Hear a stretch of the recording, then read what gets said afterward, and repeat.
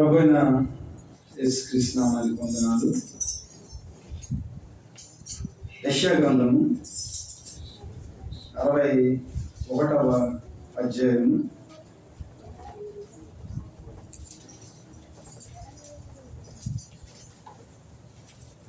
10వ వచనాన్ని మనం చదువుకున్నాం. శృంగారమైన బాగా ధరించుకున్న పెండ్లి కుమారుని రీతిగాను ఆభరణములతో అలంకరించుకున్న పెండ్లి కుమార్తె రీతిగాను ఆయన రక్షణ వస్త్రములను నాకు ధరింపజేసి ఉన్నాడు, నీతి అను పైబట్టను నాకు ధరింపజేసి ఉన్నాడు. కాగా యెహోవాను బట్టి మహానందముతో నేను ఆనందించుచున్నాను, నా దేవుని బట్టి నా ఆత్మ ఉల్లాసించుచున్నాను. దేవుడు తన పరిశుద్ధ వాక్యాన్ని మన వింటులో దీవించున్నాడు. చాలా జాగ్రత్తగా వినాలి.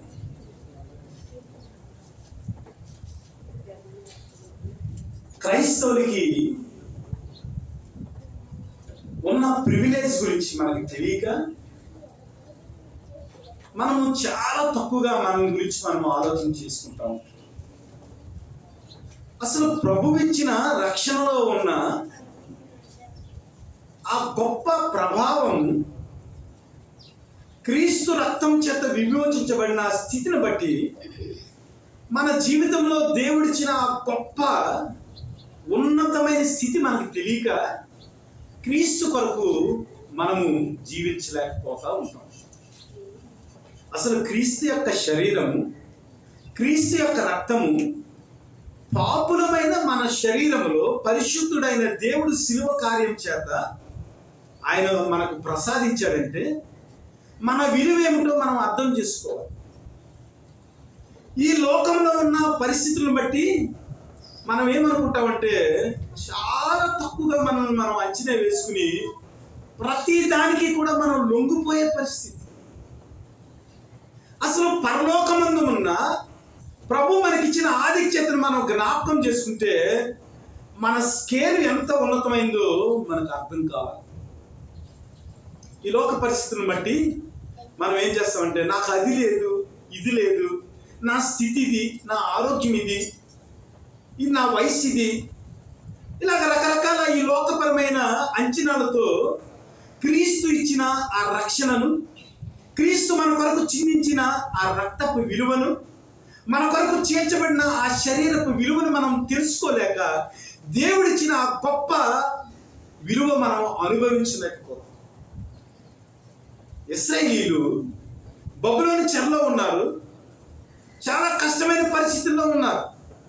కానీ బబులోని చెరలో నుంచి, దాసత్వంలో నుంచి వారు బయటికి వచ్చిన తర్వాత వారి ఉన్నతమైన స్థితుల గురించి వారు ఆలోచన చేస్తూ దేవుని స్తుతిస్తున్నారు. బబులోని చెరలో ఉన్న బానిసలు వారి జీవితంలో క్రీస్తు ఇచ్చిన రక్షణ బట్టి, క్రీస్తు ఇచ్చిన నీతిని బట్టి, ఆయన ఇచ్చిన సమాధానాన్ని బట్టి, ఆయన ఇచ్చిన ఉల్లాసాన్ని బట్టి, ఆయన ఇచ్చిన ఆత్మను బట్టి వారి జీవితాల్లో పరలోకపు ఆనందాన్ని వారు అనుభవిస్తున్నట్లుగా మనం చూస్తూ ఉంటాం. శృంగారమైన పాగా ధరించుకున్న పెండ్లి కుమారుని రీతిగాను, ఆభరణములతో అలంకరించుకున్న పెండ్లి కుమార్తె రీతిగాను ఆయన రక్షణ వస్త్రములను నాకు ధరింపజేసి ఉన్నాడు. ఆలోచన చేయండి. దేవుడిచ్చిన రక్షణ వస్త్రము ఎంత విలువైందంటే, దేవుడిచ్చిన రక్షణ మన జీవితాల్లో ఎంత విలువైందంటే, శృంగారమైన పాగా ధరించుకున్న పెండ్లి కుమారుని రీతిగాను, ఆభరణంతో అలంకరించుకున్న పెండ్లి కుమార్తె రీతిగాను ఆయన రక్షణ వస్త్రములను నాకు ధరింపజేసి ఉన్నాడు. How it is beautiful. నిజంగా పరలోకానికి వెళ్ళిన తర్వాత క్రీస్తు యొక్క రక్తము, క్రీస్తు యొక్క శరీరాన్ని ఎవరైతే తీసుకుంటారో వారు పరలోకం వెళ్ళిన తర్వాత వారి యొక్క నిజమైన నిత్యమైన స్థితి లాంటిది. పరలోకపు వీధుల్లో మనం నడుస్తూ ఉంటే మన శృంగారం ఎలా ఉంటుందంటే, శృంగారమైన పాగా ధరించుకున్న పెండ్లి కుమారుడి రీతిగా ఆభరణములతో అలంకరించుకున్న పెండ్లి కుమార్తె రీతిగా మన పరిస్థితి అయిపోతుంది. ఈ లోకంలో ఉన్న పరిస్థితులను బట్టి మనం ఏం చేస్తామంటే అంచనా వేసుకుని మనం ఏం చేస్తున్నామంటే కృషించిపోతున్నాం. నాకు అది లేదు, ఇది లేదు, నా పరిస్థితి ఇది.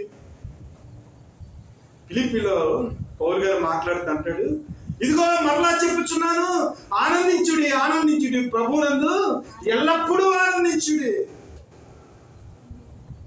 క్రైస్తవ జీవితము ఆనందకరమైన జీవితం. ఒక పెళ్లి కుమారుడు పెళ్లి సింహాసనం మీద కూర్చున్నప్పుడు ఎంత సంతోషంగా ఉంటాడో, ఆభరణంతో అలంకరింపబడిన ఆ పెళ్లి కుమార్తె ఆ పెళ్లి సమయంలో ఎంత సంతోషంగా ఉంటుందో, ప్రభువు మనకిచ్చిన ఈ రక్షణ వస్త్రాన్ని బట్టి, ప్రభు ఇచ్చిన ఈ స్టేటస్ని బట్టి, ఆయన ఇచ్చిన రక్తాన్ని బట్టి, శరీరాన్ని బట్టి మనం కూడా ఎలా ఉండాలంటే శృంగారమైన పాగాధరించుకున్న పెళ్లి కుమారుడు వలె, ఆభరణంలో అలంకరించుకున్న పెళ్లి కుమార్తె వలె మన జీవితంలో సంతోషాన్ని, ప్రభు ఇచ్చిన రొట్టెను బట్టి, ప్రభు ఇచ్చిన ఆ రసాన్ని బట్టి మనం ఏం చేయాలంటే నిత్యము ఆనందించే వారిగా ఉండాలి. నీతిని పైబట్టను నాకు ధరింపజేసి ఉన్నాడు కాగా, యెహోవాని బట్టి మహానందముతో నేను ఆనందించుచున్నాను, నా దేవుని బట్టి నా ఆత్మ ఉల్లసించుచున్నాను. ఎప్పుడైనా మనం ఒక 10 సార్లు చదివితే నీతి అను పైబట్ట నాకు ధరింపజేసి ఉన్నాను. అప్పటి వరకు మనం నీతి లేదండి, మనకి పాప స్వభావంలో మన జీవితము మురికి గుడ్డలండి.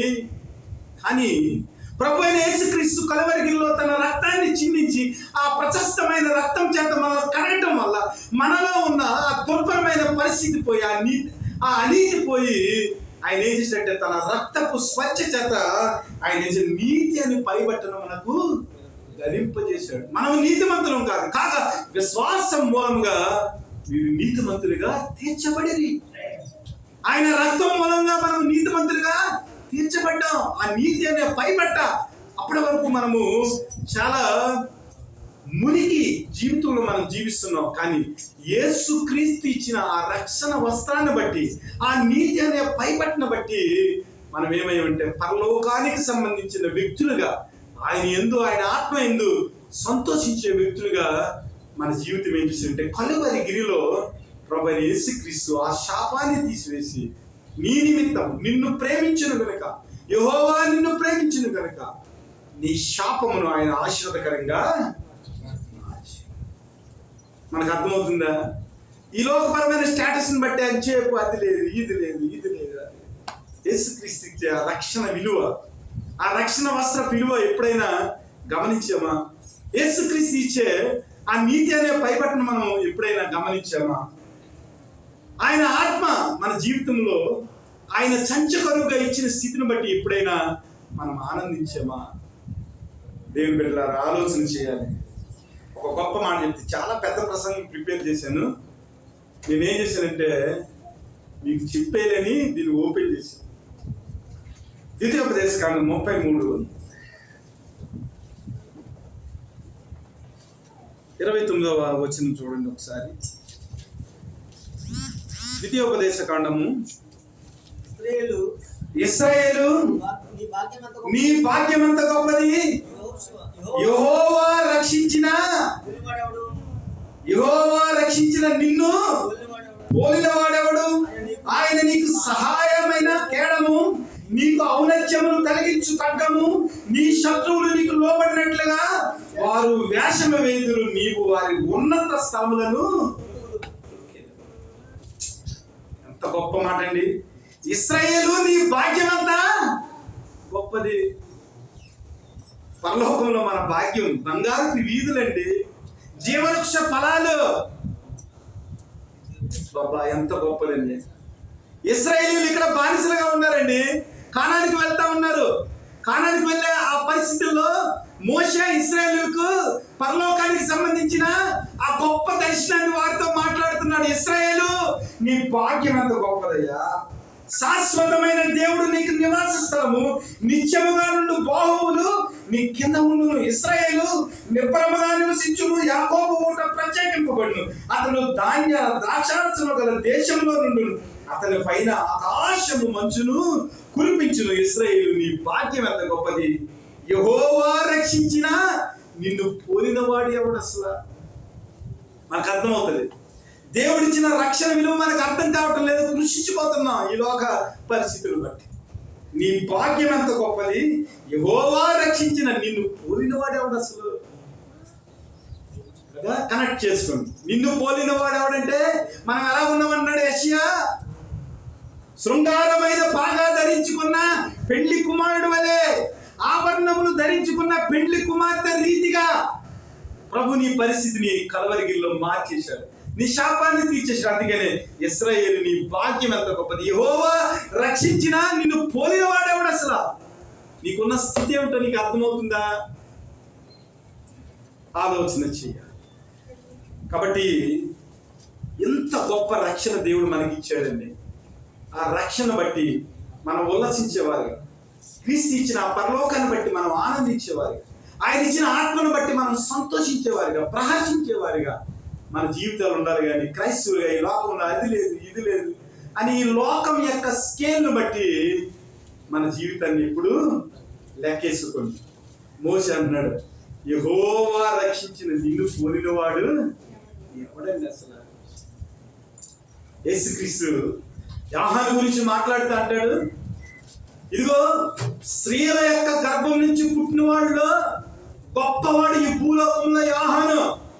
కానీ ఈ లోకంలో గొప్పవాడిగా పేరు పొందిన యోహాను పరలోకంలో ఉన్న అల్పుడి కంటే కూడా ఇంకా అల్పుడు అన్నాడు. అంటే పరలోకంలో ప్రవేశించడం ఎంత గొప్పదనో లెక్కేసుకో. స్త్రీ గర్భం నుంచి పుట్టిన వాళ్ళు యోహాను గొప్పవాడు. కానీ ఆ గొప్పవాడైన యోహాను కూడా పరలోకంలో ఉన్న అల్పుడి కంటే కూడా అల్పుడు.